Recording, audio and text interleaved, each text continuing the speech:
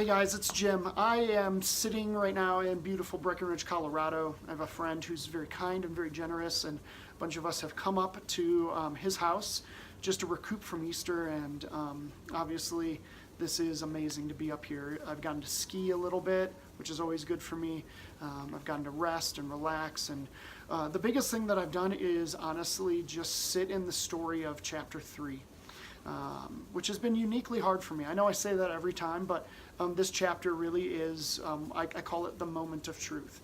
And so I've just been sitting in this moment of truth where Alicia and I stood up in front of all of our friends, our family, and of course God, and made absurd promises to one another.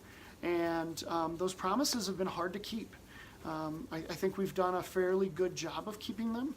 And honestly, that's because of God's strength and how He's supplied us. But there's been unique challenges, and when you get up in front of everyone and make these promises, you really don't know what it's going to look like. And certainly, we didn't know what it was going to look like.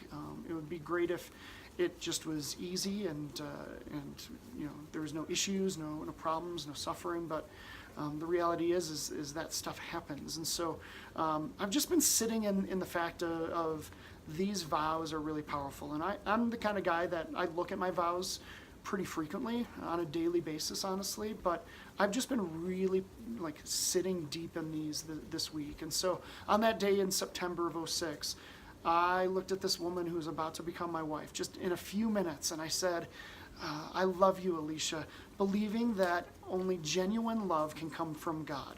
Confidently, I give myself to you.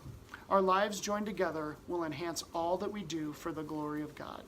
I take you as my wife and closest friend, promising to be with you through good and bad, joy and pain, sickness and health, to love, comfort, and support you, seeking God's will for our family, living united as one in Him.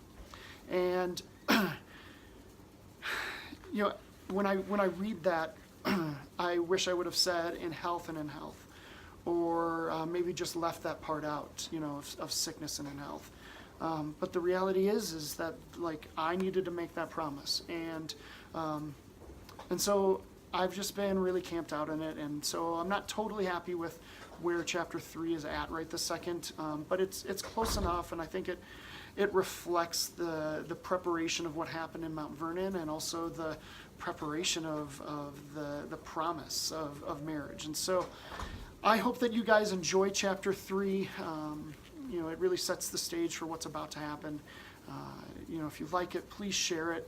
I'm really blown away by all the responses that we've gotten, and just a lot of people have encouraged us and have grabbed hold of the story and can relate with it. And so I really hope that this chapter does the same. And so I've been praying over it, and I hope whoever's watching this right now, that you are doing well and that you are of good courage right now to keep fighting, whatever fight that you're in, and whatever struggle might be real, that you're not losing faith in it. So, well, that's what I have. Thanks so much for being a part of this journey with us. All right, till next time. Bye.